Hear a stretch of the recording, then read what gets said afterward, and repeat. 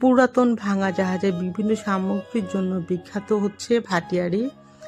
আর ভাটিয়ারির যে জায়গাটিতে আপনারা এই দোকানগুলো পেয়ে যাবেন সেই জায়গাটি হচ্ছে মাদাম বিবির হাট, চেয়ারম্যান ঘাটা, ভাটিয়ারি।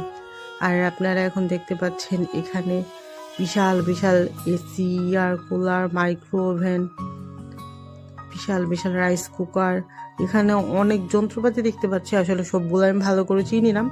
এখানে আমরা অনেক ক্রুকারি দেখতে পাচ্ছি, টোস্টার, পরে স্টিলের জিনিসপত্র, স্টিলের অনেক সুন্দর সুন্দর চামচ।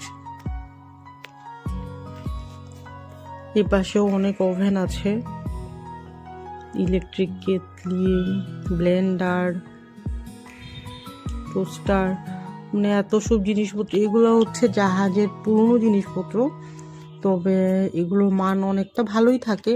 তবে ইলেকট্রনিক জিনিসপত্রগুলো আপনারা কেনাকাটার সময় একটু ভালো করে টেস্ট করে নেবেন, যেন মানে পাওয়ার দিলে যেন ঠিকঠাক মতো চলে, তাহলে আর কোনো প্রবলেম নেই।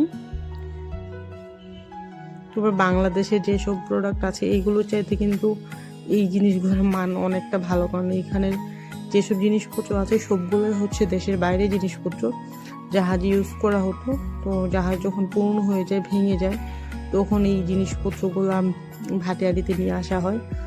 এই রোড ধরে অনেকগুলো দোকান আছে, বিভিন্ন সামগ্রীর দোকান আছে। তো আমি এখন যেগুলোতে যাচ্ছি এখানে ফ্রিজ, টিভি, ইলেকট্রনিক জিনিসপত্রগুলো অ্যাভেলেবল। আবার ওখানে কিছু দোকান আছে, এখানে কাঁথা, কম্বল, বেডশিট, এসব জিনিসপত্র আছে। এটাতে কি আছে চলুন দেখি আমরা।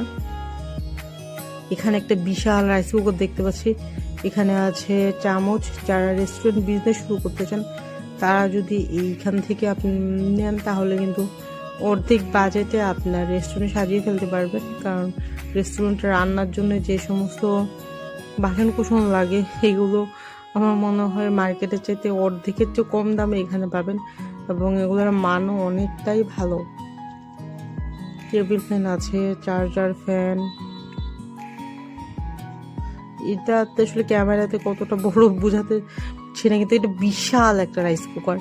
মানে হয় না যে স্যুপ রান্না করা লাগে, তখন এটা ইউজ করতে পারবেন। এখানে এত বড় বড় রাইস কুকার আছে যেগুলো মার্কেটে আসলে আপনারা পাবেনই না। সুন্দর সুন্দর কিউট কিউট ক্রুকারিজ আছে, যাদের লাগে ওরা অনেক সুন্দর সুন্দর বাসন কুসন কিনতে পারবে। তবে এখানে টাইম নিয়ে যেতে হবে, তার সাথে নিয়ে যেতে হবে আপনাকে কোনো একটা গাড়িকে। যদি বাইক প্রাইভেটকে নিয়ে যান তাহলে ভালো, না হয় পিক আপ নিয়ে গেলে ভালো, না হয় আনতে কিন্তু